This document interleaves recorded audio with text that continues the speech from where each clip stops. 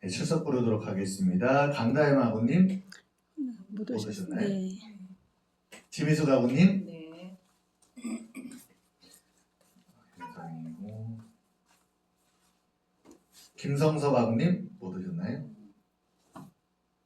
이종수 가구님. 네, 잠깐 기도하겠습니다. 하나님 아버지 감사합니다. 오늘도 주님 앞에 우리가 함께 나아가고 이 시간 가운데 또 함께 공부하는 귀한 시간을 갖습니다. 우리가 부족하고 연약하지만 하나님께서 지혜 주시고 또 온전하게 주님 앞에 이 일들을 감당할 만한 힘을 주시옵소서. 오늘도 함께하고 또한 능력 주실 줄 믿사오며 우리 주 예수 그리스도 이름으로 기도드렸사옵나이다. 아멘. 우리가 목회적인 것들에 대해서 살펴보고 있는데 오늘은 계속해서 이 목회자의 리더십에 대해서 우리가 한번 살펴보도록 하겠습니다. 교회가 이 땅에 존재하는 이유를 보면 이 땅에 하나님의 나라, 그 통치하심, 이것을 세워가기 위함이라고 말씀합니다. 무슨 말이냐면 하나님의 나라가 이 땅에 임하여서 우리가 하나님 나라, 천국을 이야기하죠. 주님 나라 가는 때까지 어떻게 보면 이 땅 위에는 그림자예요, 그림자. 그래서 우리가 이 땅에서 누리는 이 맛보는 것들은 기쁨도 그렇고 하나님 주시는 은혜도 그렇고요. 맛보는 것들이요 다 천국의 그런 그림자예요, 그림자. 그래서 여기서는 그냥 맛보는 거잖아요. 우리가 마트 같은 데 가면 시식코너 있잖아요. 시식코너 가면 와보세요, 이거 맛있어요, 한번 맛보세요 하고 요만큼 주잖아요. 먹어보면 우와 맛있다 그러면 사잖아요. 마찬가지로 이 땅에서 그걸 주님이요 누리게 하시는 거예요. 누리게 맛보게 하시는 거예요. 그래서 영원한 천국에서 우리가 주님과 함께 하는 거죠. 이런 얘기를 딸아이하고 큰딸하고 얘기를 하는데 물어보는 거예요. 아빠 그럼 천국에서는 얼마나 사는 거예요? 그러더라고요. 그래서 영원히 그랬더니 정말 좋은 거네요. 좋지. 그래서 천국 가야 되는 거야. 우리가 영원히 사는 그것이 보장되기 때문에 소망이 있는 거야. 여기에서 우리가 때로는 이 한정적인 시간이거든요. 우리에게는 이 시간이 지나가고 나면 다시 오지 않아요. 그래서 부자와 나사로의 이야기 속에서 부자가 음부에 가서 막 후회를 하잖아요. 거기서 아니 내 형제들은 지금 기회가 있지 않 나는 기회를 잃었지만 형제들은 기회가 있지 않습니까? 좀 나사로 좀 보내서 나사로 보고 좀 가서 좀 그걸 증거하면 이 천국과 지옥이 있다는 걸 증거하면 거기에서 낙원과 음부라고 표현이 돼요. 왜냐하면 아직까지는 천국과 지옥이 열리지가 않았어요. 왜냐하면 주님 나라 와서 백보자 심판이 이루어진 이후에 완전한 천국과 완전한 지옥이 그때 이제 이루어지는 거거든요. 그래서 지금은 음부와 낙원이라는 곳에 각각 이제 주님 마지막 오실 때까지 우리가 있는 거예요. 그러니까 거기서도 낙원이라는 표현이 나오고요. 또한 음부라는 표현이 나와요. 어찌됐든 그게 지옥과 또한 천국에 대한 그런 부분들이죠. 근데 거기서 나사로 좀 보내서 내 형제들에게 이런 게 있다는 거 알면 좀 돌이키지 않겠습니까? 하는 거예요. 근데 거기서 말씀에서 뭐라고 하냐? 이미 그들에게 주어졌다는 거예요. 기회가. 알 수 있는 기회가 주어졌다는 거예요. 그게 뭐예요?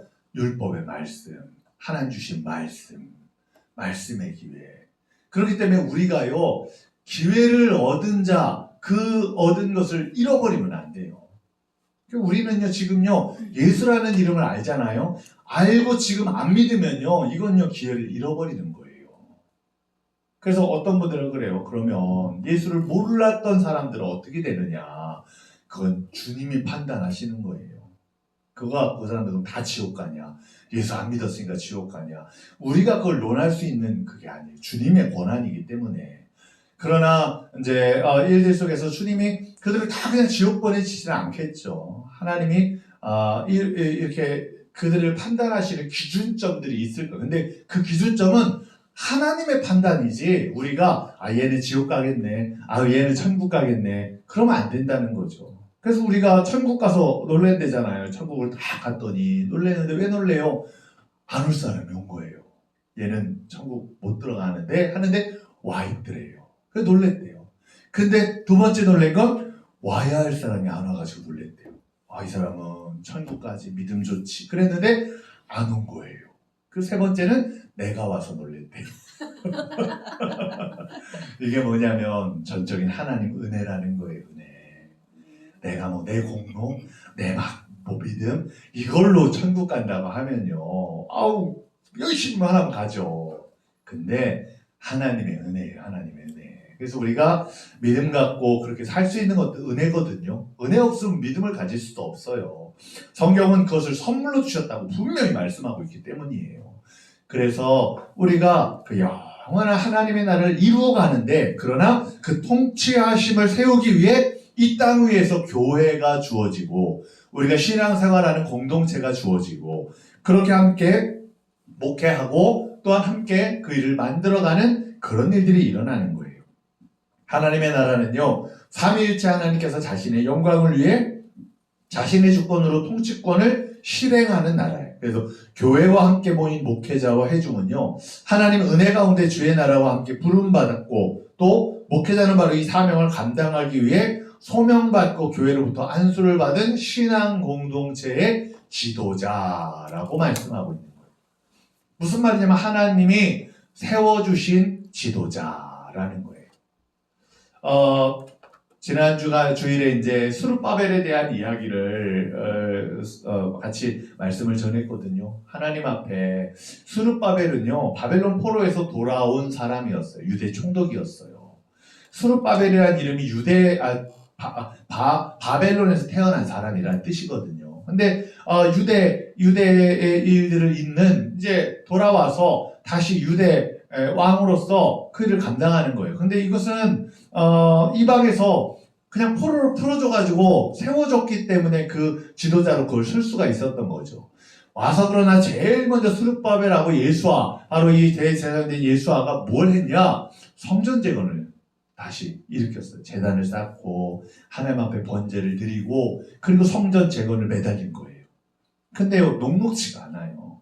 성전 재건을 하면 좋아할 줄 알았는데 주변의 나라들 아니면 이미 패권을 잡고 있었던 나라들은요 다 반대를 하는 거예요. 야 쟤네 봐라. 쟤네가 다시 갖춰지면 위험할 수도 있겠는데 갖추면 안 되겠는데 그러니까 어떻게 해요? 성전 재건을 방해하는 거예요. 계속 방해하는 거예요. 막 그냥 가진 그런 가번이설 또 때로는 관리들에게 막 뇌물까지 줘가면서 못하게끔 막 막고 그러다 보니까 이 성전 재건이 멈춰서 16년 동안이나 이 일들이 멈춰버리게 되는 이야기가 나와요. 그래서 그 이야기 학개 선지자의 말씀을 살펴보면서 그 학개 선지자가 다시 그들에게 설교를 하는데 멈춰졌던 백성들에게 다시 우리가 이 일을 이루어야 된다라고 격려도 하고 제사장들에게 성결함으로 준비되어야 한다 설교도 하고 그리고 네 번째 설교가 뭐냐면 스룹바벨에게만 주어진 설교였어요. 4절밖에 되지 않지만 그러나 스룹바벨에게 뭐라고 말하고 있냐면 하나님이 너를 인정하고 계시다는 거예요. 그래서 내 종 스룹바벨아 라고 부르세요. 근데 그게 얼마나 은혜가 되냐면요. 스룹바벨은요 실패한 지도자거든요. 내가 어떻게 해보려고 한 거예요. 와서 하나님 앞에 좋은 일이잖아요. 성전 재건하는 거 하나님 앞에 우리가 백성으로 세워지는 거 다 하나님 위한 일이에요. 근데 내 힘으로 안 되는 거예요. 백성들 데리고서냐 우리가 재건하자 막 방해가 있고 막 어려움이 있고 그러니까 백성들은 무슨 생각하는지 아세요? 아 지금은 때가 아닌가 보다. 지금 지어지는 게 아직은 시기가 아닌가 보다. 그러고요 그들이요 다 놓는 거예요. 우리도 그럴 때가 있어요. 보세요.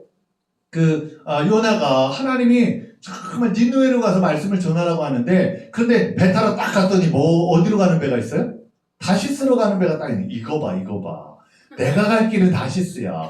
딱 앞에 멈춰져 있잖아. 그 배를 타라고 딱 있잖아. 사람들은요 자기가 원하는 대로 해석하는 거예요. 해석하는 거. 그러니까 백성들도 뭐라고 앉아서요? 야 이렇게 어려움이 있고 성전 재건을 막는 건 아직 때가 아니어서 그래. 지금 아니니까 이렇게 막히는 거겠지. 그러니까 그래 이제 우리가 그만둬야지 하고 그만두고 나니까 그 다음부터 뭐 하고 시작하냐?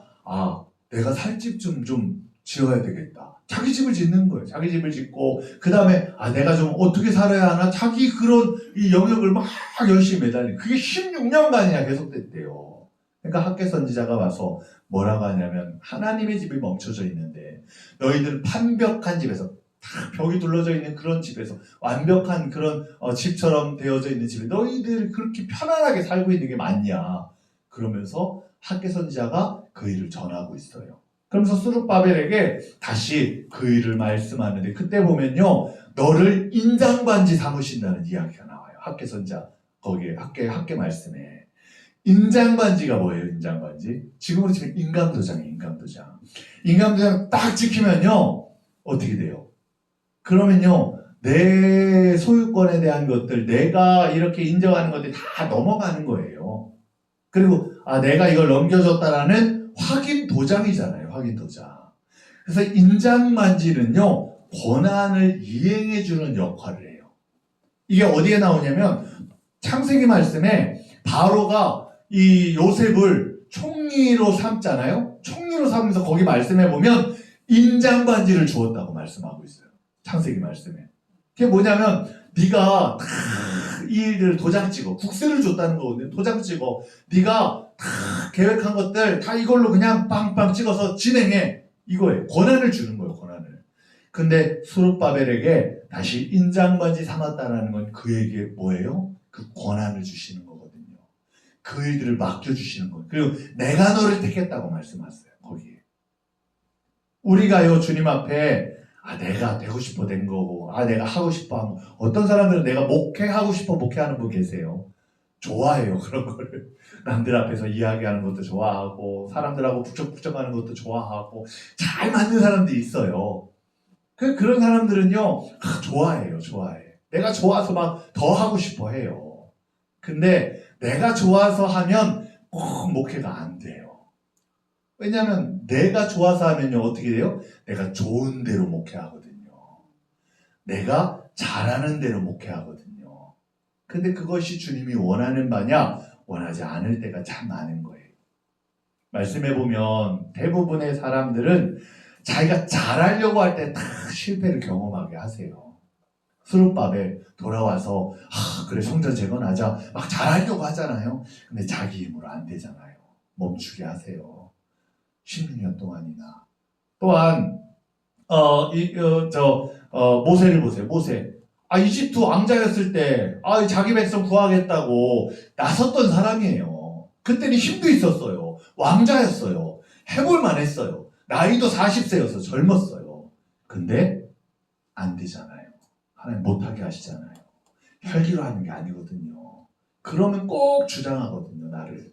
꼭 내가 이만큼 만들었는데 내가 이렇게 이루었는데 꼭 그러거든요. 그러니까 하나님 어떡하세요? 바닥까지 끌어내리셔서 그 일들을 정말 아무것도 내 힘으로는 못한다는 걸 고백하게 하시거든요. 모세를 불렀을 때 어때요? 모세 보고 네가 바로에게 가서 전해라. 이 백성들을 끌고 이집트에 나와야 되겠다. 전해라. 했을 때 모세가 뭐라고 하냐면 나는 입이 뻣뻣하고 혀가 둔한 자입니다. 말도 잘 못해요. 이렇게 얘기하는 거예요.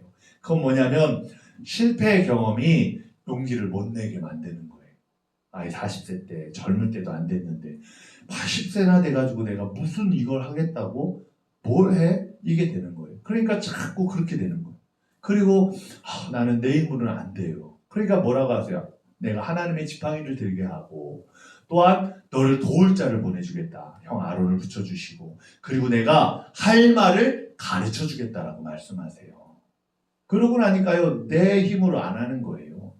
왜냐? 내 힘으로 할 때 어떻게 됐는지 아니까. 모세는요 항상 어려움이 있으면 엎드렸어요. 기도했어요. 하나님 이 백성들을 죽이시려고 해요. 하나님 어떻게 해야 돼요? 하나님 앞에 무릎 꿇었어요. 왜냐? 자기가 하면 망하고 어려웠다는 걸 경험했기 때문이라는 거예요. 근데 우리는요 조금만 저기 하면 내가 막 잘하는 줄 알아요. 여호수아도 보세요. 여리고성을 무너뜨리고 나니까 어떻게 돼요? 옆에 조그만 아이성은요 묻지도 않아요. 하나님 앞에. 그리고 정탐꾼을 먼저 보내요. 인간적인 방법, 세상적인 방법. 보고 돌아왔는데 정탐꾼들이 하는 말도 또 뭐예요? 거기 쬐끔해요. 거기 우리 다 갈 필요도 없어. 2-3천 명만 보내면 거기 금방 함락하니까 걱정하지 마세요. 2-3천 명 보내는 거예요. 보냈을 때 어떻게 돼요? 져서 돌아오는 거예요. 그러니까 그때서야 여호수아가 깜짝 놀라서 무릎 꿇고 기도. 하나님 하나님 이 백성들을 하나님 어떻게 하시려고 합니까? 하면서 기도하니까 하나님 뭐라고 하세요? 아간의 범죄를 이야기하며 이 아간의 범죄가 이스라엘 전체의 범죄라는 거예요. 왜냐? 하나님 말씀을 어겼기 때문에. 그래서 그걸 이야기해요. 근데 저는 그 말씀을 읽으면서 느껴지는 게 뭐냐면요. 하나님이 아간에게도 기회를 주시고요. 여호수아에게도 기회를 주셨어요. 여호수아가요. 만약 아이성을 놓고 먼저 기도했다면 어떨까요? 정탐꾼 보내기도 전에 먼저 기도했다면 하나님은요. 아간의 범죄를 이야기하셨을 거예요. 아니다. 지금 그 성을 치면 안 돼. 너희가 그 성을 치면 질 거야. 왜냐? 너희 중에 죄를 저지르는 사람이 있다. 이 죄 때문에 깨끗하게 되기 전까지는 안 된다 말씀하실 거예요. 그러면 여호수아가 그걸 듣고 그 아간을 찾아서 처리한 다음에 바로 그 일을 실행했으면 됐어요. 아간도 마찬가지예요. 아이성을 치러 가는 전까지 아간에게는 회개할 기회가 있었어요. 아간이 제가 욕심 때문에 이거 이렇게 해서 아간이 많이 가져간 것들 신할의 그 외투 한 벌, 그다음에 이제 은 몇 세겔 뭐 그렇게 몇 개 세 가지인가를 가져갔거든요. 그렇게 가져갔거든요. 별거 아니에요. 감춰뒀어요.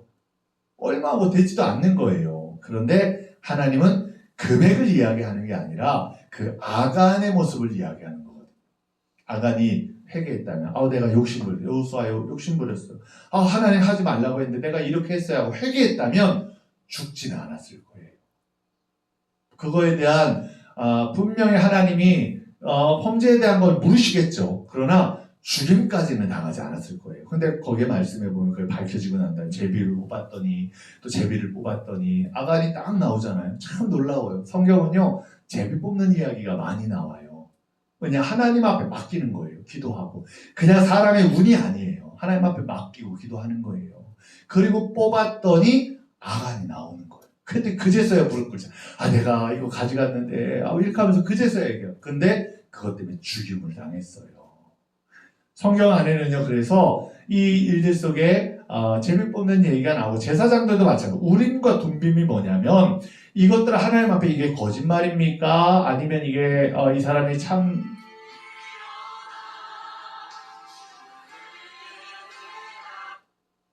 네, 죄송합니다.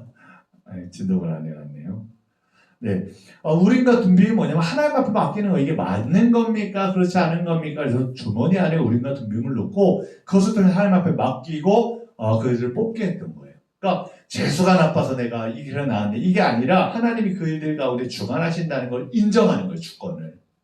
근데 참 보면 그래서 성경에 많은 분들이 그래요. 성경에 제비 뽑는 거 이 일들 속에 또 이게 맞는 역할이니까 우리가 그렇게 해보자 하는 분들도 계시거든요. 실제로. 얼마 전에 저도 그걸 경험을 했어요. 저희가 감리교 신학교가 세기 신학교로 돼 있어요. 감리교 안에는. 근데 그 중에 감신을 나왔는데 저는 호남 동문들이 계세요. 동문들이 계시는데 거기서 동문회장을 뽑는 총회가 열렸어요. 총회가 열렸는데 두 분이 나온 거예요. 지금까지는 추대해가지고 한 분이 박수로 끝냈는데 이번에는 두 분이 나와서 내가 좀 해보겠습니다. 해보고 싶습니다. 해가지고 두 분의 후보자가 나온 거예요. 추천을 받아서. 두 분이 나왔는데 문제가 되는 건 지지하는 층이 다르잖아요. 우리 선거해보면.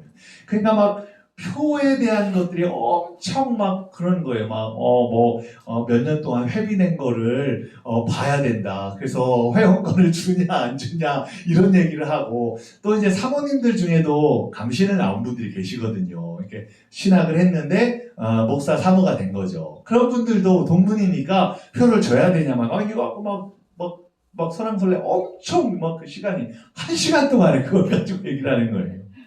그러다가 한 목사님이 일어나서 그런 얘기를 하는 거예요.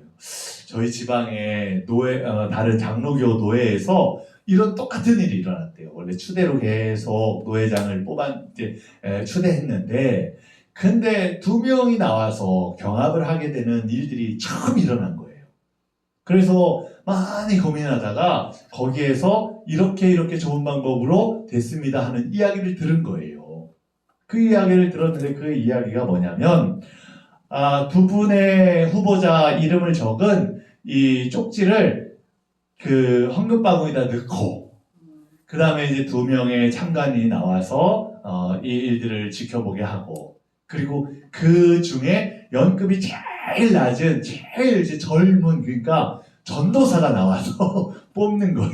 기도하고. 뽑아서 되는 사람이 노회장을 하기로 해서 했대요. 그리고 박수로 다 했대요. 그 얘기를 하는 거예요. 그러니까 그러면 이거 이렇게 하는 게 안건이 나왔는데 어떻게 하는 게 좋겠습니까? 하고 안건을 물으니까 그렇게 합시다 하고 다 손을 들었어요. 실제로 참관인 2분 나오고 막 이제 앞에 인도하는 회장님은 난처한 거예요. 이게 왜냐하면 이제 어떤 분들은 지지하는 사람이 많은 쪽이 이끌어가는데 좋은 게 아닙니까? 라는 게 그게 민주주의 원칙이잖아요. 그리고 지지층이 많은 사람들이 이끌어가는 게 주되게 다 할 수 있는 일을 할 수 있는 거잖아요. 그러니까 그게 맞는 거 아닙니까? 하고 안건을 냈는데 근데 어찌됐든 이게 통과됐어요. 그렇게 됐어요. 그래서 제일 막내 전도사님 나오세요. 그래서 그 전도사님이 나와서 뽑았어요. 뽑아서 회장이 누구누구 되셨습니다. 박수치고 밥 먹으러 갔어요. 근데 거기에 다른 신학교 동문 이제 3개 신학교 있다고 했잖아요. 다른 데 2개 신학교 동문들이 축하하러 오신 거예요. 꽃다발 들고 회장 뽑는다고 하니까 대표로 오셨는데 그분들이 그걸 보고 다른 신학교 분이 저보고 그러는 거예요. 어우 목사님, 야 여기 대단하네요. 그 안건이 통과된 것도 제비뽑기로 하자고 하는 것도 통과된 것도 대단한데 또 제비뽑고 나서 다 박수로 환영. 꼭 그러거든요. 제비 뽑고 나서 이건 무효입니다. 이거는 안 맞는 겁니다. 이러는 사람도 있고 불법입니다. 막 이런 사람들이 있거든요. 아무도 그런 사람이 없어요. 그냥 다 받아들였어요. 그러니까 그거 보고 깜짝 놀라시는 거예요. 야 대단합니다. 그거를 통과된 것도 대단한데 또 그걸 받아들이고 다 그렇게 하자고 박수치고 또한 그렇게 안 된 사람도 다 축하해주고 그것도 참 은혜네요. 그러는 거예요. 그거 보면서 하나님 은혜 주시니까 그렇게 됐겠죠. 근데 어찌됐든 성경에는 그런 일들이 많아요. 왜냐? 하나님이 선택하여 주셨다는 거예요. 그러니까 우리가 목회가 내가 하고 싶다고 하는 게 아니라 소명이 내가 뭐 받고 싶다고 받는 게 아니라 하나님이 세워주시고 불러주신 거예요. 그리고 그 일을 감당하도록 성령 부어주시고 일들을 감당하도록 우리에게 그 일을 맡겨주세요. 그래서 우리는 이렇게 신앙 공동체 지도자로 주님 앞에 부름받은 자. 그런데 만일에 목회자가 교회 안에서 영적인 리더십을 올바로 발휘하지 못하면 어떻게 될까? 이 땅에 세워진 수많은 교회들이 마땅히 자신이 여러 사역들을 통해서 하나님 복음을 증거하고 하나님 영광을 만방에 드러내고 구현해야 하겠지만 때로는 목회자가 교회 안에서 영적인 리더십을 올바로 발휘하지 못해서 그래서 교회가 어려워지는 경우가 참 많아요. 그리고 특별히 대부분의 교회들이 어때요? 장로교는 특히 그게 심하죠. 장로들이 그것을 세우다 보니까 그런 게 있더라고요. 뭐죠?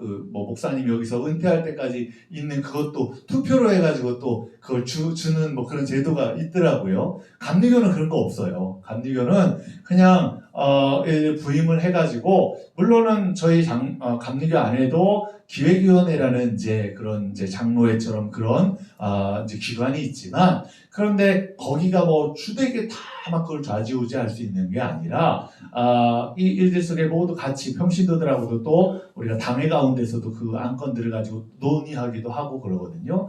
근데 장로교는 장로들의 입김이 너무 강하잖아요. 그게 그래서 목사님들이 부임을 하게 되면 장로들 눈치 보느라고 목회를 제대로 못한다는 이야기도 하기도 해요. 그런데 그게 리더십의 부재라는 것들로 나타나기 때문에 그렇겠죠. 영적인 리더십으로 끌고 가야 하는데 오히려 이미 인간적인 기득권을 가지고 붙잡혀 있는 사람들이 안 놔주는 거야. 안 놔주는 거. 그러니까 오죽하면 그래요. 어떤 목사님이 여기 소예배실에 피아노가 2대가 있대요. 2대가 이렇게 하나 있고 2대 있고 다 누가 기증해가지고. 근데 저쪽 보니까 중고등부실에는 피아노가 없는 거예요. 꼭 필요한 거예요. 그러니까 그럼 여기 2대 있으니까 이거 옮겨 갑시다 하고 장로님들하고 회의를 하는데 장로님들이 안 됩니다 그러더래요. 왜요 장로님? 2대인데 다 필요 없잖아요. 했더니 그거는 누가 기증한 거고 그건 누가 기증한 거라 그럼 시험 듭니다. 그래가지고 그래도 이게 우리가 옮겨가는 게 필요한 곳에 있는 게 맞지 않습니까?를 계속 얘기하는데 안 됩니다. 안 됩니다. 그래서 피아노 옮겨가는데 10년 걸렸대요. 10년. 그것 좀 옮겨갑시다. 그렇게 말한 지 10년째 돼서 목사님이 이제 말 그대로 영적인 이제 리더십으로 자리를 잡았겠죠. 그러니까 그 목사님이 이야기하는 것들도 성도들도 수긍하고 따라가는 것들까지 되었겠죠. 그러니까 10년이라는 세월이 걸렸다는 거예요. 10년 전이나 변한 것들은 없을 거예요. 그런데 리더십의 부재라는 게 그거예요. 리더십이 부재한 사람은 목회자가 뭔 말을 해도 안 통해요. 안 통해. 근데 리더십이 있으면 신뢰하고 하나님 앞에 그 일들 속에 성도들이 따라오는 리더십이 된다면 목사님이 때로는 이해가 되지 않는 것들을 던질지라도 신뢰가 쌓여있기 때문에 성도들은 그래 우리 목사님이 결정한 것들이니까 목사님이 그렇게 하나님 앞에 기도 많이 하시고 그렇게 행하시는 거니까 우리도 같이 기도하고 따라가지 하고 수긍이 되는 거예요. 리더십이라는 게요. 그래서 참 중요해요. 근데 이 영적인 리더십은요. 세상 리더십하고는 달라요. 세상 리더십은요. 사람들의 마음을 얻으면 돼요. 끌고 마음을 얻고 그렇게 하면 돼요. 근데 영적인 리더십은요. 사람의 마음을 얻는다고 되어지지 않는 거예요. 하나님 앞에 영적인 이런 교회의 모든 것들 속에 하나님이 그래 목사님을 통해 이 일을 감당하시지라는 것들을 사람들이 인정하고 볼 줄 알고 고백하게 되는 때까지가 돼야 그 일들이 일어날 수 있다는 거죠. 그래서 이런 영적인 리더십이 참 중요하고 또한 이런 부재가 교회 안에 많은 문제점들을 가져오게 돼요. 그렇기 때문에 이를 위해 먼저 영적인 리더십이 뭐고 그 구성 요소가 무엇이고 또 목회자의 영적인 리더십이 중요한 요소로 권위의 출처가 어디에 근거한 것인지를 한번 우리가 살펴보도록 하겠습니다.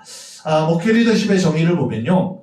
최근에 리더십이란 용어가 매우 보편화되어서 많은 사람들이 이구동성으로 리더십을 말해요. 리더십이 있어야 된다. 리더십이 중요하다. 많이 말해요. 근데 이 용어가 다양한 관점과 맥락 속에서 논의되고 있어서 리더십이 정확히 무엇인지 하나의 문장으로 정의한다는 게 참 쉽지가 않아요. 리더십을 다루고 있는 여러 이런 도서들을 살펴보면 거기 그 조사한 워렌 베니스와 버튼 아누스에 의하면 리더십에 관한 정의가 무려 850개나 된대요. 850개. 우리가 리더십 하면 우리가 뭐 잘 알고 있듯이 누군가를 이끌어가는 그런 지도자가 갖추어야 할 그런 인격과 뭐 힘과 뭐 지혜와 이런 것들을 이야기할 수 있겠지만 그것에 대한 정의가 850개나 될 정도로 다양하게 표현되고 나타날 수 있다는 거예요. 그만큼 리더십을 한마디로 정의한다는 게요. 쉽지 않고 이것이 꼭 리더십의 전부다라고 말할 수도 없는 거예요. 보세요. 카리스마 리더십을 가진 사람은요, 앞에서 끌고 가는 게 전부예요. 막, 끌고 가야 된다. 이 사람들은 막 채찍질을 해서라도 끌고 가야 이게 제대로 가는 사람들이다. 근데요, 여러분, 서번트 리더십이라고 해서 섬기는 리더십이 있거든요. 섬기는 리더십은 앞으로 끌고 가지 않아요.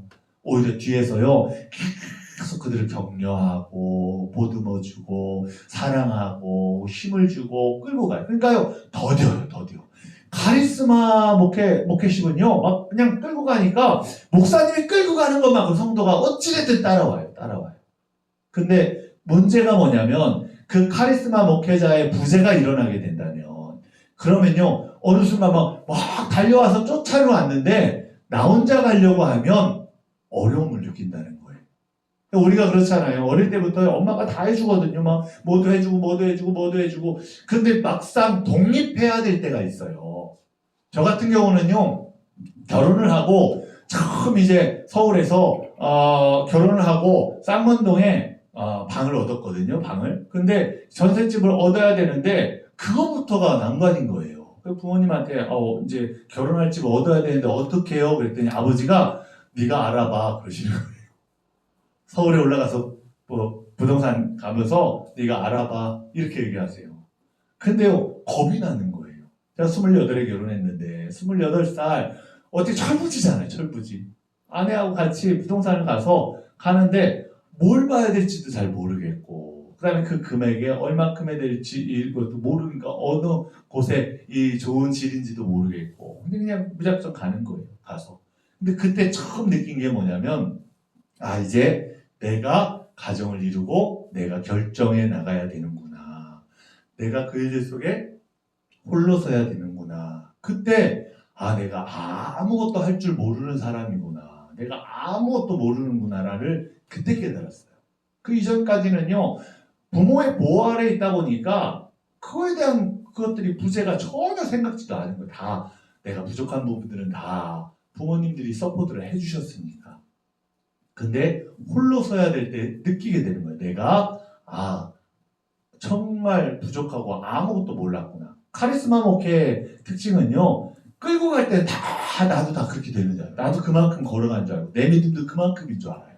근데 카리스마 목회의 부재가 딱 일어났을 때 그때 자기의 믿음을 돌아보면 그냥 허겁지겁 달려오기 바빴지 정말 내 믿음이 뭔지에 대한 걸 제대로 돌아보지 않을 때가 많은 거예요. 근데 이제 서번트 리더십은 이제 섬김의 리더십이죠. 계속 뒤에서 서포트하면서 가거든요. 근데 그건요, 속 터져요. 속 터져.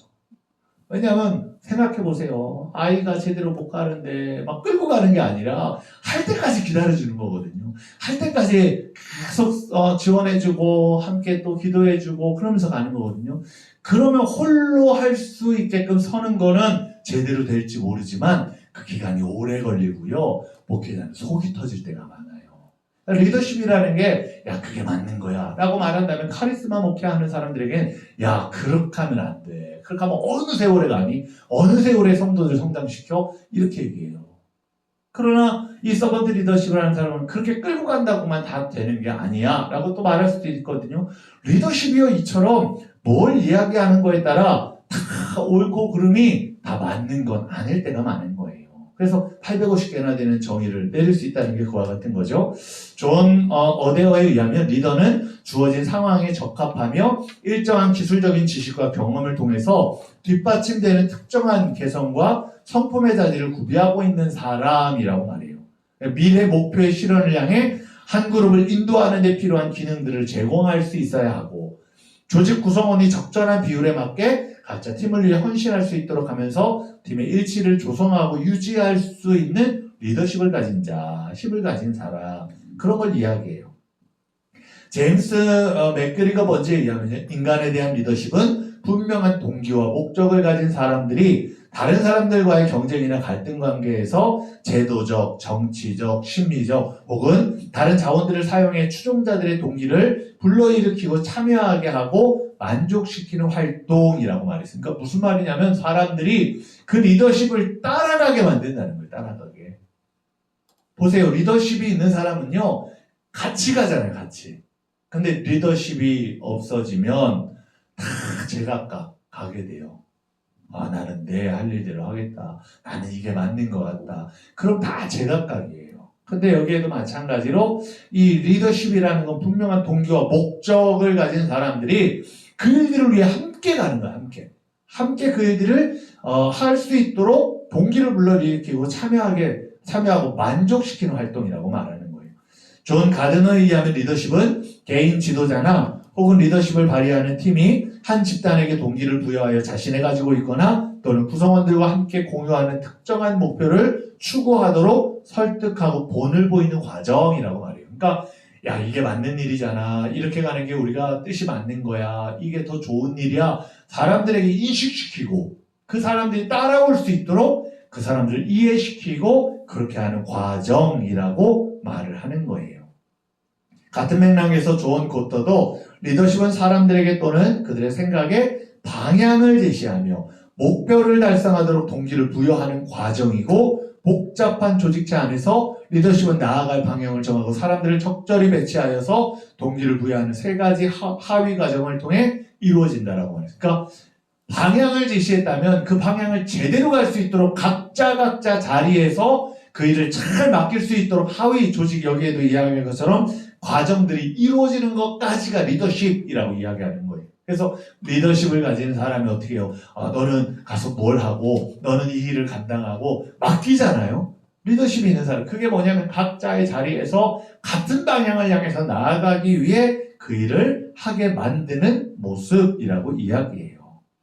이상의 리더십에 대한 정의가 주로 이윤 추구처럼 세속적인 목표를 추구하는 세속적인 조직을 염두에 둔 정의라면 하나님의 나라를 추구하는 교회와 목회에 어울리는 리더십에 대한 정의는 어떤 거 있을까 생각해 봐야 돼요.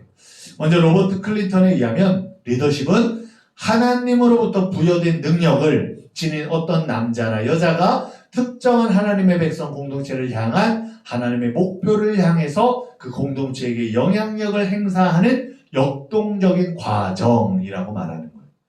중요한 건요, 누구로부터 시작되는 거예요? 하나님으로부터 시작된다는 거예요. 이게 리더십이 세상 리더십은 그 사람으로부터 시작돼요. 리더자, 공동체에서 이끌어가는 자, 그 사람의 머리, 생각, 마음, 여기서부터 시작이 돼요.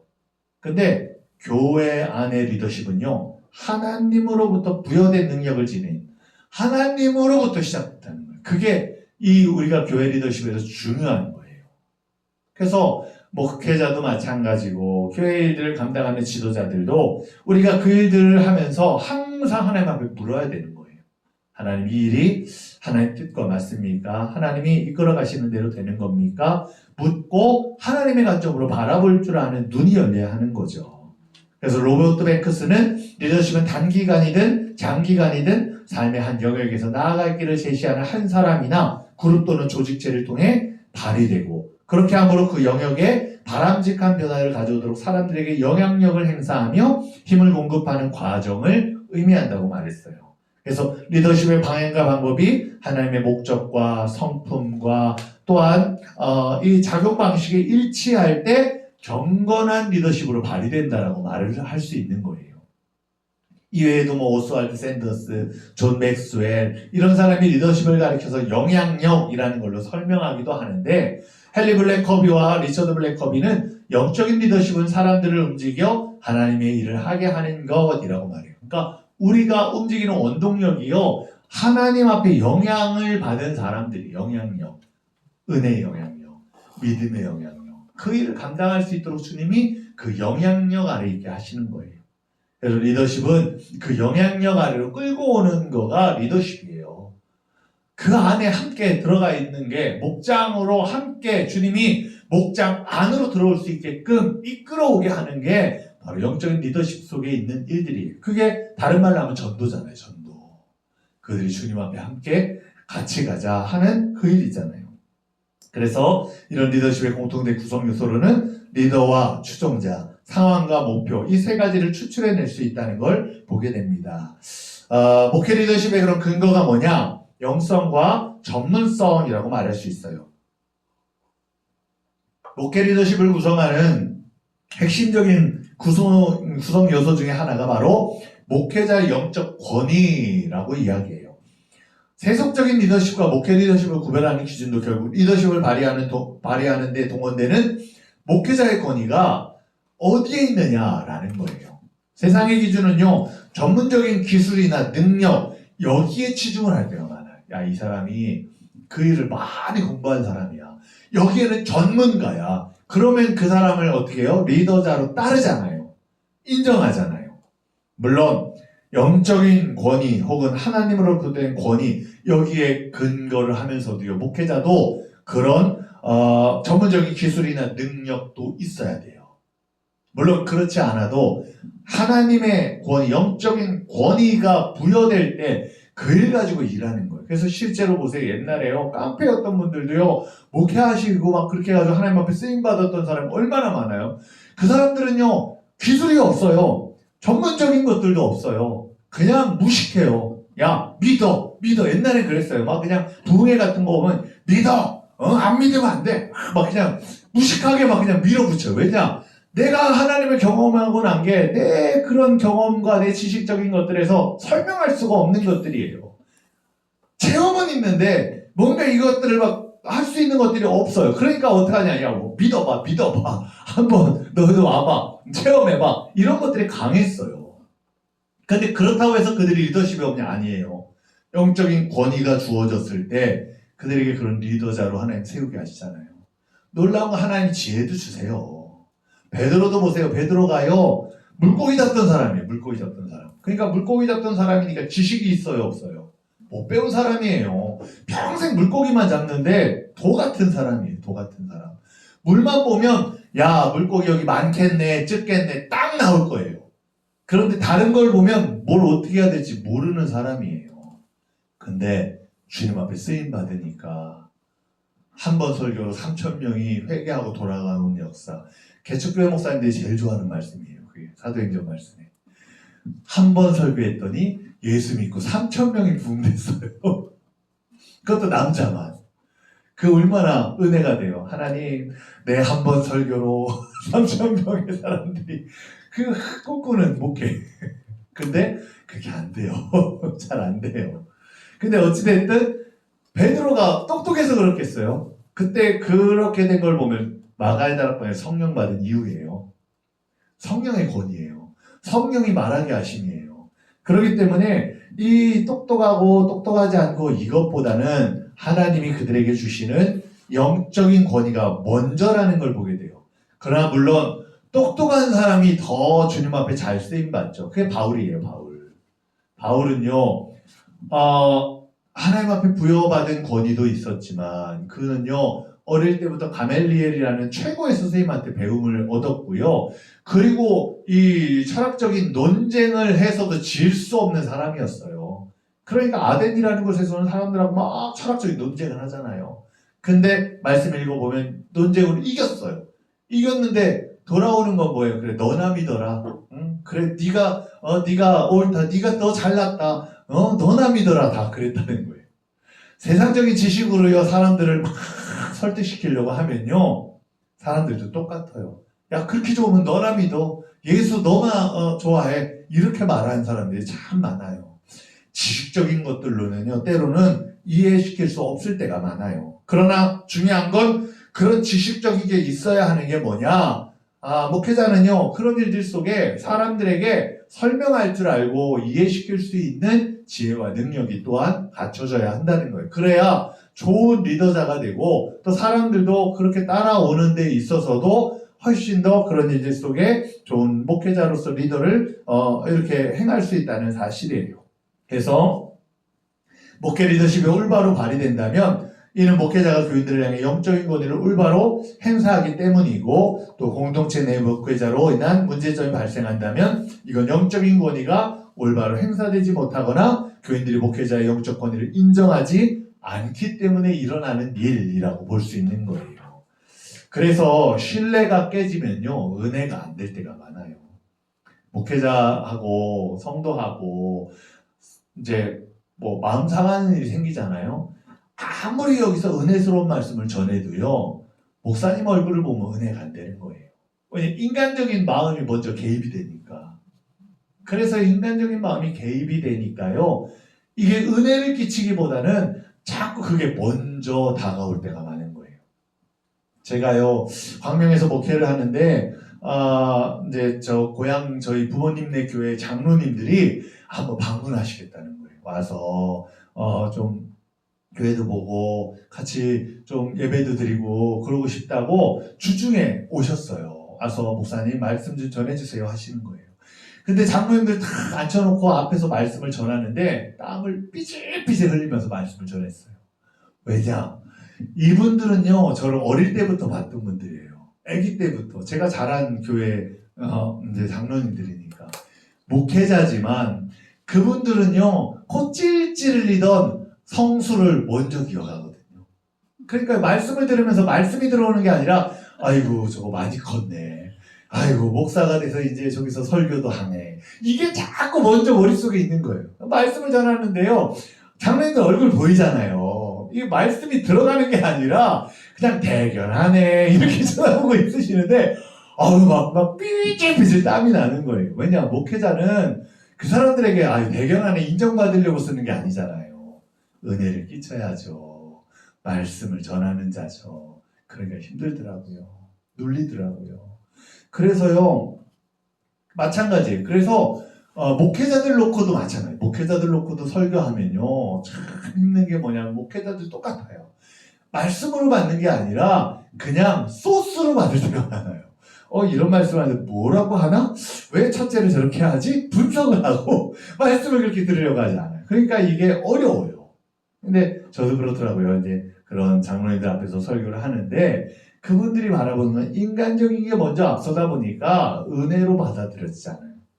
성도들도 마찬가지예요. 목사님하고 막 싸우거나 감정이 상하거나 시험이 들면 그거를 다 해결하기 전까지는요, 은혜가 안 돼요. 예배를 드려도. 아무리 좋은 말씀을 들어도요, 그게 사람 말로밖에 안 들려요. 그리고 나 들으라고 하는 말 아니야? 나한테 뭐라고 하려고 저렇게 말씀 속에서 막 그러는 거 아니야? 이게 그런 게 아닌데도 그렇게 들어요. 시험이 들면. 그러니까 참 어렵다는 거예요. 그래서 목회자가 영적 권위를 인정받을 때 그것이 은혜로 말씀으로 전해질 수 있는 모습이 돼요. 막스 베버에 의하면요, 목회자의 영적인 권위는 일반적으로 교회의 오랜 전통, 개인적인 카리스마, 그리고 합리적인 법률 체계의 세 가지 근거에 기초해서 행사된다고 봤어요. 그래서 교회의 오랜 전통은 오랜 역사 속에 형성된 전통의 신성함, 목회자로서 우리가 따르는 것, 공인된 믿음, 이 믿음의 근거에 행사되는 권위, 교회 안에서 영적인 권위로 존중되는 것, 그러니까 안수받고 이 사람이 목회자로 이 소정의 과정을 다 밟아서 이 사람이 이 할 만한 이 모습이 된다라는 걸 이런 행정적인 것들에서 또한 인정되고 그렇게 주어지는 것. 그래서 안수라는 것도 그와 같은 거거든요. 뭐 안수를 받았네 안 받았네 이게 중요한 게 아니라 그것은 우리가 일들 속에 인정하는 과정을 다 밟고 이제 그 일들 속에서 이 사람은 그만한 역할이 될 만한 사람입니다 라는 걸 공인된 노예나 그런 곳들에서 인정을 받는 것이거든요. 그래서 그런 것들이 이제 이런 영적인 권위에 또한 근거를 또 제시하기도 하는 거예요.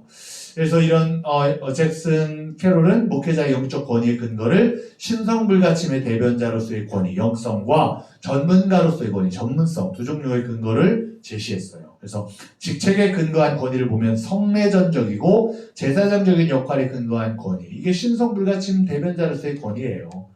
그래서 여기에서 우리가 그들이 인정받고 하나님이 세우신 지도자라는 걸 인정받아야 되는데 거기에는 인격적인 경건에 근거한 권위가 들어가요. 그러니까 이 사람이 목회자로서의 자질이 되어져 있는 사람, 경건하고 그들 속에서 인정을 받을 만한 사람들이 그렇게 따지는 거죠. 또한 교회 안수에 근거한 권위를 보면 법적인 공인에 근거한 권위를 보면 전문성을 획득한 자로서의 권위. 그러니까 소정의 과정을 다 밟았고 이 사람이 그런 것들 속에 전문적인 것들을 가졌다라는 걸 인정하는 권위.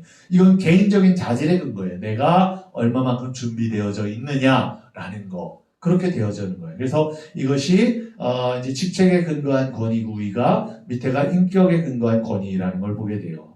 신성불가침의 대변자로서의 권위, 이것을 우리가 성례전적 또 제사장적 역할에 근거한 권위라고도 말하고 또 하나님이 또한 세우신 거죠. 그러니까 그 일을 잘 감당해야 되고 또한 그러면서도 전문성의 차원에서 동일하게 우리가 전문적으로 이걸 갖추고 있어야지 그냥 지금의 목회는요, 막 그냥, 믿으세요. 말씀이 이렇게 있으니까, 그냥 이렇게 하면요, 아무도 따라오지 않아요. 목회자로서. 일을, 책도 많이 읽어야 하고, 또한 이런 전문적인 그런 것들을 가지고 있어야 하고, 물론 다 할 수 없어요. 모르면 모른다고 해야 되고, 그러나 배우려고 하는 일들이 있어야 한다는 거예요. 그래서 그런 직책의 권위와 인격의 권위가 이렇게 함께 인정이 되어지고 나아갈 때 갖춰질 때 잘 그 일을 감당할 수 있다는 걸 보게 됩니다. 그럼 목회 리더십의 목표가 뭐냐? 하나님의 나라의 비전이에요. 하나님 나라의 비전. 목회 리더십은요, 내가 나 위에 목회하는 게 아니에요. 나를 위한 왕국을 만드는 게 아니에요. 하나님의 일들을 우리가 이루기 위하여 주의 교회가 되어야 하는 거죠. 그래서 목회자가 교회 내에서 영성과 전문성에 기초해서 영적인 권위를 교인들에게 행사하는 목적은 목회자가 개인의 야망을 달성하는 명성을 떨치기 위함이 아니라 이 영적 권위를 행사하는 이유가 뭐냐? 하나님 나라의 비전, 하나님 나라를 만들어내는 신앙 공동체를 세우기 위함이라는 거예요. 그래서 함께 하나님의 일들을 돕고 나아갈 수 있도록 하는 거예요. 그 일들이 뭐가 있냐? 여기 보면 예배 공동체를 위한 목회 리더십을 행해야 되는 거예요. 그래서 목회자는 성도들로 하여금 예배를 통해 하나님 나라의 통치를 누리도록 성도들을 초청해 그 나라의 통치를 누릴 수 있는 예배 현장을 제공해야 돼요. 예배를 통해서 성도들 내면과 공동체 안에 하나님의 임재에 따른 영적인 회심과 구원의 역사가 일어나도록 해야 하고, 이를 통해 영적인 활력이 공동체 내에 형성될 수 있도록 리더십을 발휘해야 하는 게 목회자가 이 예배 공동체로 만들어가야 할 중요한 사명을 갖고 있는 거예요. 두 번째, 말씀 공동체를 위한 목회 리더십이에요. 교회는 하나님의 말씀을 배우고 익히고 세속적인 가치관에 물든 성도들을 하나님 나라의 가치관으로 재정립시킴으로써 하나님의 거룩한 백성으로 변화받아서 하나님을 영화롭게 하는 삶을 살아갈 수 있는 영적인 토양을 제공해야 하는 거예요. 중요한 게 뭐냐면 하나님의 거룩한 백성으로 변화받기 위해서는요, 하나님의 백성답게 살아야죠. 그럼 뭐냐면 가치관이 달라지지 않으면요, 그렇게 살 수가 없는 거예요. 북한에 살던 사람이요, 자유를 찾아왔어요. 근데 놀라운 건 뭔지 아세요? 그 사람 북한으로 또 돌아가겠다고 말해요. 실제로 넘어가는 사람들도 꽤 있어요. 아니, 북한은 분명히 자유가 없고 그런 체제가 분명히 잘못됐다는 걸 알아요. 근데 그 사람들이요, 가지고 있는 가치관, 내가 지금까지 자라오고 적응됐던 거에 벗어나지 못하는 거예요. 그러니까 여기 와서 보니까 내가 거기에서는 이렇게 있었던 것들이, 자유가 없었던 것들이 너무 힘들었는데 거기에 너무 속박되어져 있다 보니까 한국에 와서 적응을 못하는 거예요. 적응을. 그러니까 어떻게 해요? 다시 그 밑으로 들어가겠다는 거예요. 그래서 성경에 보면 그런 얘기가 나오잖아요. 바울이 편지를 보내면서 너희들이 또 율법 아래 들어가려고 하느냐. 자꾸 율법 아래 들어가려는 이유가 뭔지 아세요? 그게 편했거든요. 거기서 하라는 대로 하면 다 되는 거야 라는 말이 편했거든요. 그렇게 익숙해져 있었거든요. 그러니까 익숙한 걸로 돌아가려고 하는 우리 습성이 있어요. 보세요. 우리가요, 식습관들도 그렇고 뭐 이런 것들도 그렇고 여러분 막 고치려고 애쓸 때는 이게 되는 것 같은데 나중에 정신 안 차리면요 똑같이 돌아가요. 그냥 하던 대로 해요. 왜냐? 우리의 가치관이 변하지 않고서는요 그대로 돌아가는 거예요. 그래서 가치관의 변화를 이야기하는데, 가치관의 변화를 있기 위해서는 내 속사람이 변화돼요. 내가 가지고 있었던 것을 다 내려놓을 줄 아는 그런 모습이 되어야 하는 거예요. 그래서 옛사람은 다 벗어버리고, 말씀에 그게 뭐예요? 새 사람을 입으라 라는 말씀이 뭐예요? 새 사람은 뭐예요? 새 것은요, 내가 경험해보지 못한 거예요. 내가 지금까지 그이들 속에서 내 것이 아닌 것들이에요. 옛사람은요, 내가 좋아하고 내가 알고 있고 내가 잘한다고 생각하는 것들이었어요. 근데 그게요, 올무가 될 때가 참 많은 거예요. 새벽기도 가운데 열왕기 말씀을 보고 있는데, 열왕기상에 보면 아합이 이제 다시 전쟁을 일으키거든요. 전쟁을 일으키는데, 전쟁을 하는데, 그런데 이제 300명의 그런 선지자들을 불러놓고 물어봐요. 야, 어떻게 하면 좋겠냐? 나가 싸우면 이기겠냐? 그랬더니 뭐라고 하냐면, 왕이요, 이깁니다. 거기 시드기야라는 그런 선지자는, 막 어떻게 하냐면, 앞장서가지고, 야, 왕 이기니까 걱정하지 마십시오. 그럽니다. 근데, 유다의 왕이, 그때, 북이스라엘의 왕이 아합이었으니까요. 유다의 왕이 함께 싸울 것을, 또 그때 동맹을 맺고 있었기 때문에 함께 싸울 것을 하거든요. 근데 하나님의 선지자를 찾아가자라는 말을 듣고 묻는 거예요. 하나님의 선지자는 없냐. 거기에 선지자가 300명이라고 하는데 선지자가 어떤 선지자인지 모르는 거예요. 근데 하나님의 선지자를 찾아요. 그러니까 뭐라고 하냐면 아합이, 한 명 있어, 한 명. 미가야라는 사람이 있는데, 그 선지자가 나한테 좋은 말 한 적이 한 번도 없어.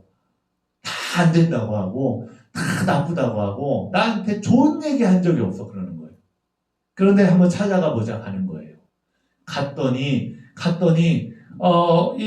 뭐라고 합니까? 미가야가 뭐라고 하냐면, 왕이 올라가면, 이제 그 싸움에 가면, 이제, 양들이 목자를 잃을 겁니다. 목자가 뭐예요? 왕이잖아요. 왕이 죽을 거라는 거예요. 근데 아합이 뭐라는 줄 아세요? 거기다 보고, 이거 봐. 맞지? 나한테 좋은 얘기 한 적 한 번도 없어. 그러는 거예요. 아합이. 심각하게 받아들이지 않아요. 왜냐? 그 전에 베나닷을 이겼거든요. 베나닷을 이기고, 베나닷을 잡아가지고, 포로로 잡아가지고, 베나닷에게, 야, 그럼 네 영토, 우리가 뺏겨갈 영토 다 돌려줘 하고, 풀어줬거든요. 야, 내가 베나닷을 잡은 사람이야. 내가 이겼던 사람이야. 이게 자기가 가지고 있던 가치가 아니야. 내 힘으로 이겼다고 생각하는 거예요. 하나님이 은혜 주셔서 도와주셨는데. 그러니까요, 어떻게 해요? 이번에도 허튼 소리 하지 마. 내가 옛날에도 이겼던 사람인데 또 못 이겨? 거기다가 유다왕까지 같이 싸워주는데 못 이겨? 이런 생각을 갖는 거예요. 그러니까 웃는 거예요, 웃는 거예요. 오히려 그가 말하는 걸요, 진실로 듣지 않아요.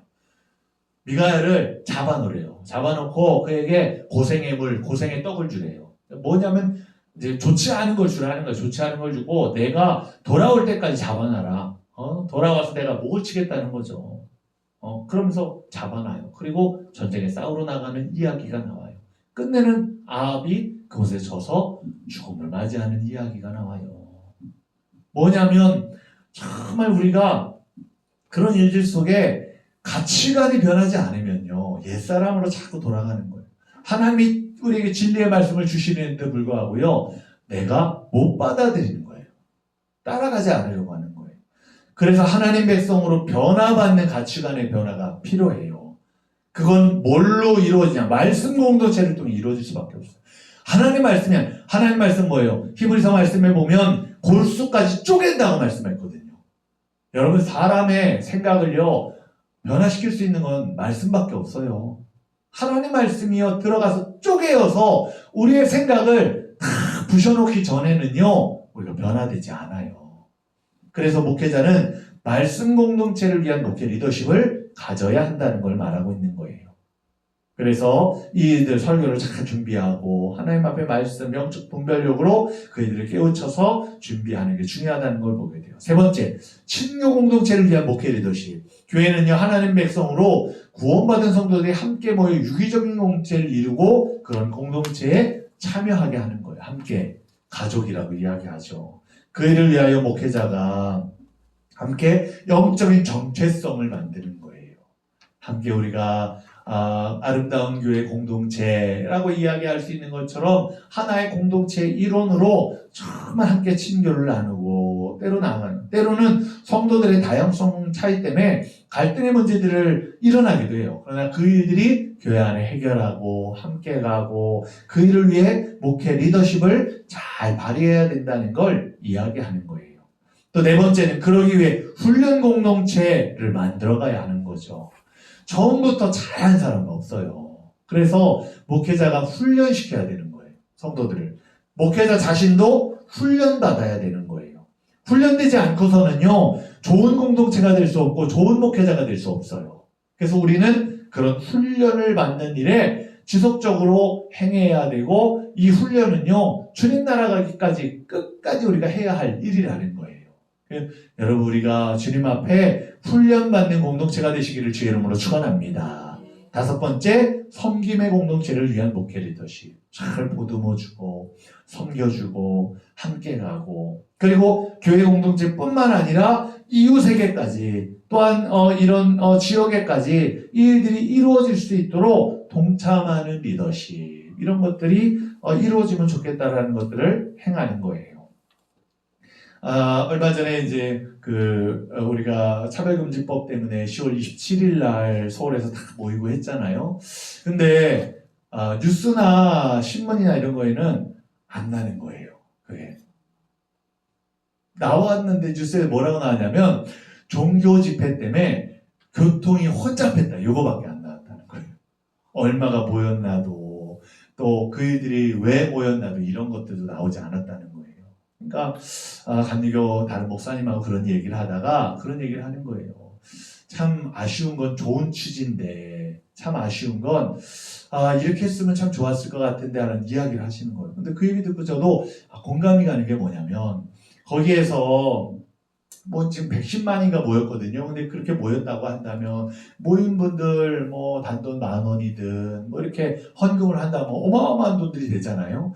그 헌금을 미리 이전에 이것을 그러면 에이즈 환자 치료하는데, 동성애자들이 차별금지법 그거잖아요. 에이즈 환자들 치료하는데 우리가 이거를 반대하지만, 그러나 지금 연약하고 아픈 사람들, 그 사람들에 대한 것들 우리는 돕습니다라는 것들로 이 에이즈 환자들 위한 치료 걸로 기금으로 헌금 내놓겠습니다 하고 그렇게 취지로 연결해서 어마어마한 돈을 내놨다면 아마 사회적인 인식이 달랐었을 거라는 이야기를 하는 거예요.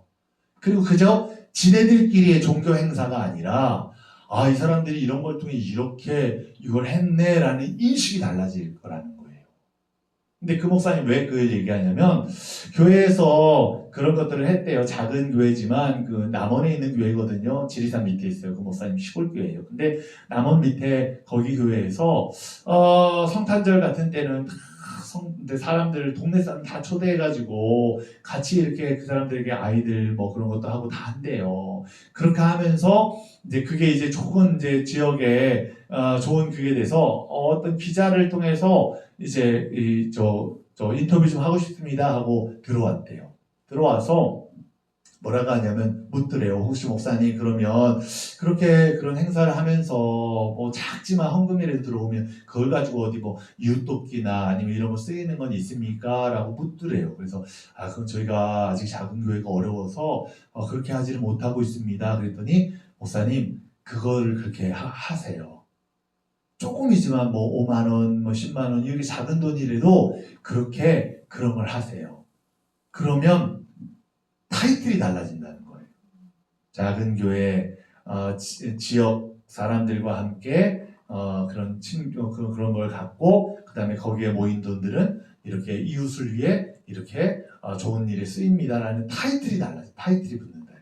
타이틀이 달라지는 사람들은요 관심을 갖는다는 거예요. 그 기자가 그런 얘기를 하는데 그래서 그걸 얘기하는 거예요. 아마 이번에 그렇게 한 것들이 그냥 우리 그들 속에서 종교적인 집회가 아니라 그걸 하면서도 아마 좀 연결을 했으면 그렇게 미리 이런 기금들이 우리가 헌금한 것들을 여기에 이렇게 쓰이겠습니다. 우리가 동성애자에 반대하지만 그들이 지금 아픔 겪고 있는 거 그거 고치는데 그렇게 우리가 좀 쓰겠습니다 하고 아마 에이즈 환자 치료비로 내놨다면 사회적인 그게 달라지고 뉴스나 이런 신문에서도 안 다룰 수 없는 그런 것들이 되어질 거라는 거죠. 그럼 사람들도 인식이 달라진다는 거예요. 그러니까 뭐 성경에는 우리가 뭐 오른손이 하는 일 왼손이 모르게 하고 이렇게 말씀하고 사람에게 보이기 위해 하지 마라 라고 말씀하셨지만 그러나 하나님의 영광을 드러내라고도 말씀하셨거든요. 그러니까 우리가 이 일들 속에 자신을 드러내기 위한 것들은 아니고 정말 주의 일들이 잘 이루어지기 위해 해가기 위해서는 뱀같이 지혜로울 정도의 일들은 있어야 된다는 생각이 들어요. 그 말씀을 들으니까 그 목사님 얘기를 들으면서 그래 그런 것들은 참 그렇게 하면 좋은데 근데 우리는 자꾸 그렇게 하는 거에 익숙하지가 못해요. 왜냐하면 드러내는 건 마치 바리새인과 서기관들처럼 자기 잘났다고 하는 것처럼 보이기 때문에 자꾸 그런 일들에 못하는 거예요. 근데 그렇게 했으면 참 취지가 좋았을 텐데 여기도 섬김의 공동체가 그런 부분들 속에 하나예요. 교회도 그런 일들 속에 우리가 작게나마 그렇게 꾸준히 하는 일들이 있다면 아마도 바라보는 시선들이 달라질 거예요. 그러니까 뭐 그 사람들이 우리를 어떻게 바라보든 바라보지 않든 이게 중요한 건 아니지만 그러나 하나님 나라의 확장을 위해서 일들을 감당한다면 어찌됐든 우리가 그런 것들도 좋은 지혜가 되지 않을까라는 것들을 이야기하는 거예요. 그리고 성경 속에서도 이웃을 내 몸과 같이 사랑하라고 주님 말씀하셨기 때문에 그래서 우리가 목회자도 그런 일들 성경의 공동체에 이뤄가는 것들 잘 이뤄가야 합니다. 6번째, 증인 공동체를 위한 목회 리더십. 다시 말하면 그들을 예수님 잘 믿게 해서 예수를 증거하는 공동체가 돼야죠. 그냥 나만 믿고 끝나는 게 아니라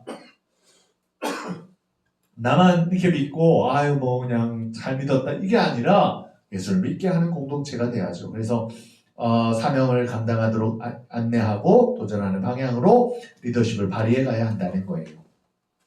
17번째, 목회 리더십을 발휘하는 과정이 뭐냐? 회중의 변화 과정을 볼 수가 있어요.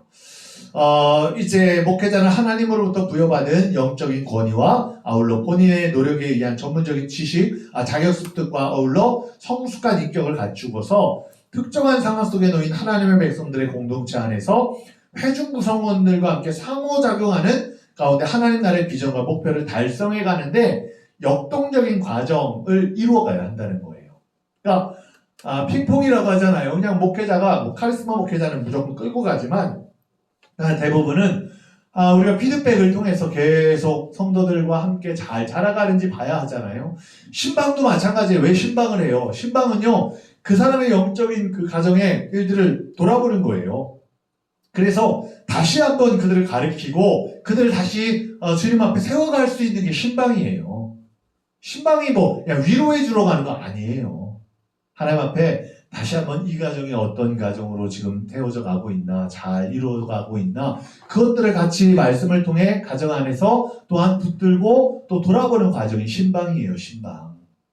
그러니까 그런 과정을 통해 피드백을 통해서 성도들을 성장시켜 나가야 하는데, 근데 이와 같은 이제 일들 속에 공동체의 변화를 이끌어내는 전체 과정에 대한 이 존 커터의 연구를 신앙 공동체의 변화에 접목시킨 짐 해링턴으로부터 이와 관련된 유용한 통찰력을 볼 수 있어요. 뭐냐? 첫 번째, 지도자 개인의 준비로부터 시작이 된다는 거예요. 무슨 말이냐? 목회자가 잘 준비되어 있어야 된다는 거예요. 목회자가 어떻게 성장시킬 수 있도록 성도들을 놓고 비전을 붙들고 기도하고 준비되고, 그러지 않고서는요, 성도들은 그래서 그런 얘기 하거든요. 그 교회의 성도들의 상태를 보면 목회자의 영향에 달렸다고. 목회자만큼밖에 안 되는 경우가 많아요. 잘 따라와야. 그러니까 목회자가 그만큼 성장돼 있어야 하고 그만큼 영적인 권위가 있으면 성도들도 그만큼 따라올 수 있는 일들이 되는데, 그런데 목회자를 뛰어넘는 성도는 거의 없어요. 그러니까 목회자가 개인의 준비로부터 시작이 돼야 돼요.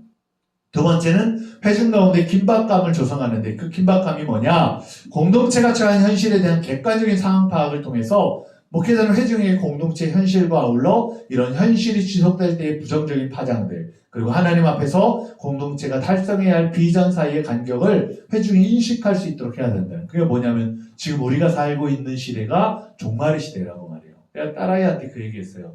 우리가 사는 시대가 종말의 시대야. 그랬더니 아빠 종말의 시대야? 이러는 거예요. 우리가 지금 성령이 온 이후에 주님 다시 재림하실 때까지 마지막 때를 살고 있는 거야. 그렇게 얘기했어요. 근데 아이들이 깜짝 놀라는 게 뭔지 아세요? 마지막 때라고 생각 안 하는 거예요. 그냥 내가 살고 있는 때가 주님 오시는 때가 가까웠다는 걸 아무런 생각이 없이 살고 있는 성도들 너무 많아요. 그냥 오늘을 사는 거예요. 오늘을. 그냥 그렇지 하고. 그런데요, 경각심을 불러일으켜야 돼요. 물론 우리가 죽을 때까지 안 오실 수도 있어요. 근데 그건요, 주님이 결정하는 거고, 우리는요, 말씀에서 뭐라고 했어요? 계속 주님 오시는 걸 기다리라고 했어요. 준비되어 있으라고 했어요. 그래서 우리는 준비되어 있어야 되는 거예요. 준비되어 있어야 되기 위해서 경각심을 일으켜야 되는 거예요, 성도들에게. 이렇게 살고 있으면 안 된다, 안일하게 있으면 안 된다라는 걸 깨달아야 되는 거예요. 그래야만 그 일들 속에서 성도들이 어떻게 해요? 야, 정신 차려야 되겠다. 안 되겠다. 큰일 났다. 이런 생각을 하게 되는 것들 속에 정말 변화되는 인식의 변화가 필요한 거죠. 지금의 많은 사람들을 보면요, 사람들은요, 긴박감이 없을 때가 많아요. 최근에 와서 우리가 그러잖아요. 한국은요, 분단국가거든요. 그래서 실제로 외국 사람들이 한국을요, 여행을 꺼리는 나라 중에 하나가 한국이었어요. 이전에. 왜냐? 북과 남으로 갈라져 있고 지금 휴전되어져 있는 상태예요. 전쟁이 끝나지 않은 상태예요. 그런데 우리나라가 불안하다고 생각하는 거예요. 그런데 우리나라 사람 중에 불안하다고 생각하는 사람 있어요? 아무도 없어요. 최근에 와서 전쟁이 날 수도 있겠다라고 불안해하는 게 최근에 와서 이스라엘 전쟁, 러시아, 또 거기에 북한이 참전하면서 이게 참 자칫하면 우리나라 안에서도 일어날 수 있겠다라는 불안함이 최근에서야 왔어요. 그 이전까지는요, 한국 사람들 중에 와가지고 야, 너희들 전쟁 나라잖아, 이렇게 얘기하면 우리가 전쟁해? 이런 사람들이 태반이에요. 너무 오랜 기간 멈춰져 있었고 그냥 머물러 있다 보니까 우리가 경각심이 없어요. 경각심. 근데 최근에 와서 그런 경각심이 있죠. 그러고 나니까요, 정말 나라를 위해 기도하는 사람들도 많고요. 그리고 필요하고 하나님, 그래서 경각심을 불러일으키는 게 아닌가 생각이 드는 거예요.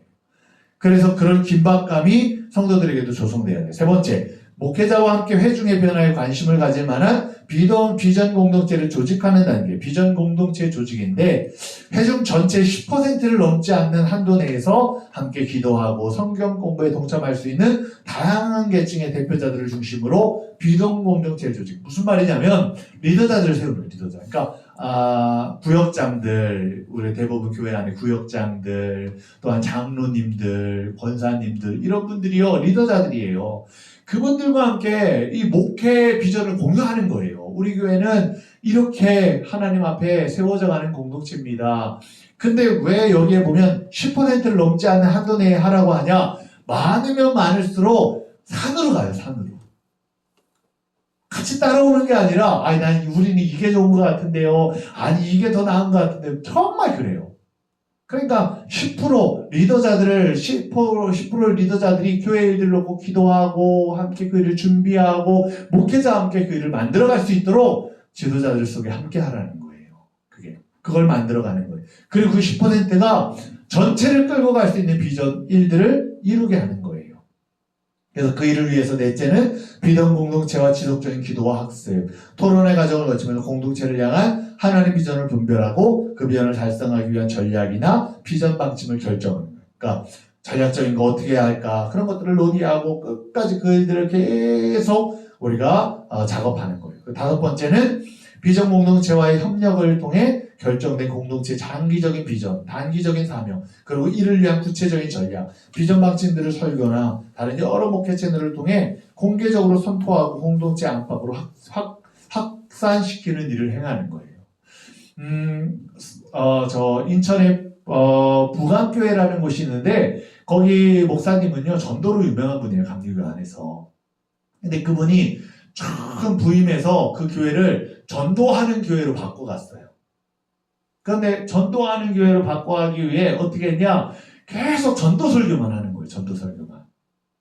그러니까 어떤 분이 이제 가서 목사님 이제 세미나 같은 걸 하면서 만나서 그런 거 목사님 아니 설교가 이렇게 많은데 어떻게 매번 전도 설교만 합니까? 성도들도 전도 설교만 하면 어떻게 성도들이 그래요? 그랬더니 여러분 전도 설교 어려운 거 아니에요 그러는 거예요. 어떻게 전도 설교해요? 그랬더니 똑같이 설교하고 그 설교 비전 가지고 그래서 우리가 나가 전도해야 합니다 하고 마지막에 한번 붙여주면 전도 설교가 되는 거예요 라고 얘기하는 거예요. 그렇게 설교하면서 전도의 동력을 계속 주는 거예요. 그리고 실제로 교회가 계속 전도하는 일들을 만들고 계속 그러는 거예요. 그 교회는 전도하는 교회로 교회가 바뀌었어요. 근데 그게 한 번에 되는 게 아니에요. 계속 이런 일들을 설교하고 학습하고 가르치고 공동체를 만들고 같이 전도팀들을 만들어서 함께 훈련시켜서 나아가고 일을 계속 하는 거예요. 목사님도 토요일이면요 부평역 나가가지고요 거기서 얘기하는 거 내일은 주일입니다. 여러분 가까운 교회 꼭 참석하세요. 주일날 예수님 꼭 만나세요. 나가서 방송 마이크를 가지고요 부평역에 가서 계속 사람들에게 이야기하는 거예요. 전도하는 거예요. 우리 교회로 오라가 아니라 예수님 믿으라고 가까운 교회 한번 가봐서 예배 드려보시라고 그러면서 사람들에게 전도를 하는 거예요. 마이크를 들고. 그렇게 바로 비전의 일들을 이루기 위해 바로 그 일을 실행하는 거예요. 그리고 여섯 번째 단계는 공동체 전체가 숙지하고 공감하는 가운데 실제로 비전을 이행하기 위해 다양한 조직과 그룹을 활성화시키는 거. 아까 말씀드렸죠? 그런 전도 그걸 바꾸기 위해 전도대를 만들고 그들을 가르치고 또한 그들과 함께 나아가고 일곱째 단계는 전체 회중이 충분히 숙지하고 공감할 수 있는 비전이 확정되고 회중 중간 단계에서 목회자를 대신하여 각 분야의 비전 이행의 본을 보일 중간 단계의 변화 선봉장들 그 사람들이 나타나요. 그러니까 중간에서 그 일을 잘 목회자가 끌고 가는 것들을 큰 비전을 갖고 이 사람들에게까지 전해줄 수 있는 사람들. 그러니까 우리가 그러거든요. 옛날에 그 가족 오락관에서 보면 다 이거 마이크 이거 뭐 헤드폰 끼고 어떻게 해요? 뒤돌아 있다가 앞에서 막 얘기하잖아요. 뭐 동상이몽 이렇게 한다고 뭐 동쪽으로 가 이렇게 얘기하잖아요. 그러면 중간에서요 한번 받기 시작하면 엉뚱하게 가요. 그렇죠? 이게 중간에 있는 사람이 잘 전달받아가지고 가야 되는데 엉뚱하게 가면 나중에 밑에 있는 사람들은요 엉뚱한 짓 하고 앉아있어요. 중간에 있는 사람이 잘 받아가지고 잘 전달해줘야 되는 거거든요. 그래서 중간자들이요, 그 일을 잘해야 되는 거예요. 잘 이해하고 있어야 되는 거예요. 그냥 뭔지도 모르고 하라고 하니까 가서 했어요. 그러면 밑에는요, 더 이상한 짓을 하고 앉아있어요. 왜냐? 중간도 제대로 몰라가지고 그냥 하래, 목사님 하래, 이거 해 이렇게 하니까 밑에서는 왜 하라는지도 모르고 하고 나중에는 끝내는 불만이 나오는 거예요. 아, 이걸 왜 하라고 해가지고 이렇게 돼? 막 이렇게. 그래서요, 잘 그 일을 중간 단계에서 이끌어줘야 돼요. 여덟째 단계는 뭐예요? 비전을 위한 공동체의 사명과 전략을 이행하는 과정에서 새롭게 나타난 문제점들을 파악하고 장애물들을 해결해가는 일들이 일어나는 거예요. 이 여덟째 과정까지 가는 거예요. 그래서 하나하나. 바울도 마찬가지예요. 교회를 그렇게 세우고 지도자를 세워서 그 교회의 일들을 감당하게 하고 또 문제가 나타났잖아요. 교회 안에서. 그러니까 편지를 써가지고 그 문제점들을 다 해결하면서 편지를 보내서 그들에게 잘 그걸 끌고 갈 수 있도록 했던 것들을 보게 되는 거예요. 그래서 이렇게 우리가 교회 안에 리더십으로 세워져 가는 일들, 변화되는 과정들 여러분 살펴봤습니다. 그래서 여러분들도 이 일들을 따라서 함께 만들어가는 저와 여러분 되기를 축원합니다. 우리 잠깐 쉬고 우리 3시부터 또 같이 공부하겠습니다.